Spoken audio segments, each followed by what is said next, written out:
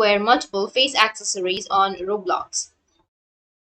So if you want to wear multiple face accessories on Roblox, then first you need to open up your Roblox on your browser and make sure that you've logged into your account. So go with the login page and log into your account. After logging in, now you need to go with the upper left, which has that three horizontal lines, and then go with the avatar section. From the avatar, you need to go with head and body. If you want to go with the face accessories, you need to go with head. And for example, I'll select hair. So from hair, as you can see that I have multiple hairs, which is two hairs. So I'll just simply go and select one. Now here you need to go with the advanced section, and from here you will have your asset IDs, right? So this hair's asset ID is this one, which is 62724852. You need to copy this asset ID. After that, go with cancel and remove all of the hairs that you have. Now once you've removed, you need to select a particular hair that you would like to add. Like for example, I'll go with this one.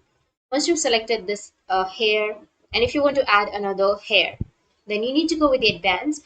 And as we've already saved the asset ID of the first one, so we need to go with the advanced, and here we need to paste the asset ID. Go with save, go with save changes.